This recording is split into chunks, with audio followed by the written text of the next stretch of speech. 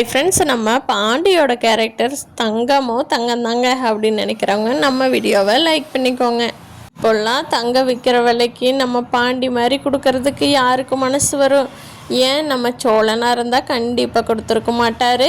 பல்லவன் நமக்கு இல்லையே அப்படின்னு ஃபீல் பண்ணிட்டு இருக்கிறப்போ பாண்டியோட பங்குக்கு வந்த வலையில் எடுத்து நிலாவுக்கும் சேரன் அண்ணாவோட ஒய்ஃப் வருவாங்க இல்லையா, சந்தாவுக்கு கொடுத்தது சூப்பராக இருந்ததுங்க. கண்ணில் கண்ணீர் வர வச்சிருச்சு நம்ம பாண்டியோட செயல்.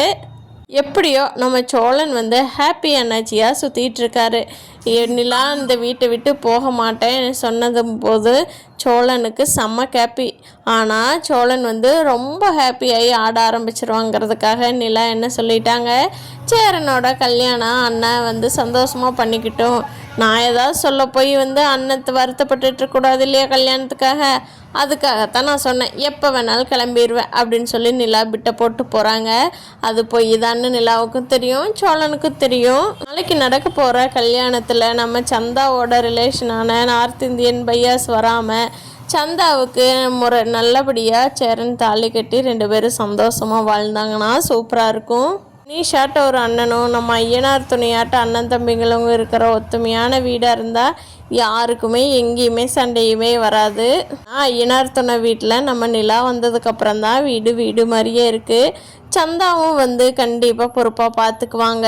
எல்லாரும் கிளம்பி அடுத்த நாள் கல்யாணத்துக்காக கோயிலுக்கு போயிருக்கிறப்போ அங்கே அவசரமாக யாரோ நிற்கிற மாதிரியே நிலாவுக்கு தோணுது. என்னங்க சோழன், எனக்கு இன்னமும் ஒரு பேட் வைப்ரேஷன் மாதிரி தோணுது அப்படிங்கிறாங்க. அதுக்கு சோழன் சொல்கிறாரு, இல்லைங்க நீங்கள் நைட்டெல்லாம் நல்லா தூங்கியிருக்க மாட்டீங்க, அது இல்லாமல் சந்தாவோட ரிலேஷன் வந்துடுவாங்களோன்னு பயத்தில் இருப்பீங்க, அதனால் உங்களுக்கு அப்படி இருக்குதுங்க அப்படிங்கிறாங்க. நிலாவுக்கு ஆனால் மனசுக்குள்ளே ஏதோ நெருடலாக இருக்குது, நம்ம எல்லாமே கரெக்டாக எடுத்து வச்சிட்டோமா அப்படின்னு சொல்லி எல்லாம் 1-2 முறை செக் பண்ணிக்கிறாங்க. எல்லா பொருளுமே கரெக்டாக தான் இருக்குது. எல்லாருமே உட்காந்து எல்லாரும் இவங்க கூப்பிட்டவங்க எல்லாருமே கல்யாணத்துக்கு வந்துட்டாங்க. உட்காந்துருக்கிறப்போ கார்த்திகா வேகமோடி மாமா கங்க்ராச்சுலேஷன், இவர் வர்ற வழியில் கொஞ்சம் டிராஃபிக் ஆகி மாட்டிக்கிட்டோம் மாமா, அதனால தான் இவ்வளோ லேட்டு, ஆனால் பரவாயில்ல கல்யாணத்துக்கு முன்னாடியே வந்துட்டோம் அப்படின்னு சொல்லி கார்த்திகா சேரன் அண்ணாவுக்கு வாழ்த்து சொல்லிட்டு சந்தாவுக்கும் வாழ்த்து சொல்லிட்டு கல்யாணத்தை பார்க்கறக்காக அவளோட வெயிட் பண்ணிட்டு இருக்காங்க. சேரன் சந்தாவோட கழுத்தில் தாலி கட்ட போகிற நேரத்தில் ஹலோ ஸ்டாப் இட் அப்படின்னு சொல்லி நார்த் இந்தியன் பையாஸோட சவுண்டு கேட்குது. எல்லாருமே திரும்பி பார்க்குறாங்க. சந்தாவோட ரிலேஷன் தான் நின்றுட்டுருக்காங்க. அப்போ சோழன் வேகமாக போகிறாரு. ஹலோ நீங்கள் யாருங்க, எங்கள் அண்ணன் கல்யாணத்தை நிறுத்துன்னு சொல்கிறதுக்கு? பொண்ணுக்கு சம்மதம் பையனுக்கு சம்மதம், அவங்க 2 பேரும் மேஜர் தானே, நீங்கள் யார் நிறுத்த சொல்கிறக்கு அப்படிங்கிறாங்க. ஹலோ பையா, எங்கள் ஊர்லேயெல்லாம் ஒரு இவங்களுக்கு இவங்க தான் அப்படின்னு சொல்லி பேசி வச்சிட்டோம்னா அது எக்காரணத்தை கொண்டு மாற்ற முடியாது.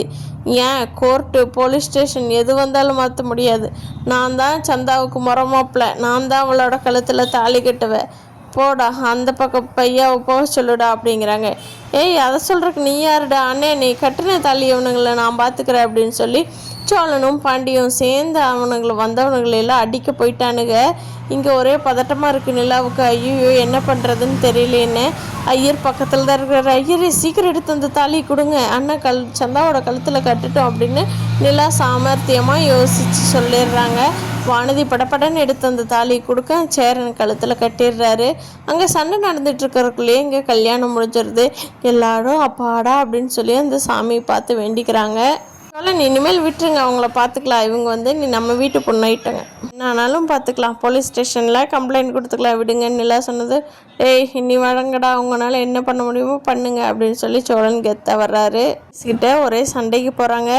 என்னடா எங்ககிட்ட பேசிட்டு இங்கே உன் தங்கச்சியை கண்டவனுக்கு கட்டி கொடுக்குறியா, பார்க்கலாம் நீ ஊருக்கு எப்படி வந்துடுவேன்னு நாங்கள் பார்க்குறோம் அப்படின்னு சொல்லிட்டு கோவத்தோடு அவங்க கிளம்பி போயிடுறாங்க.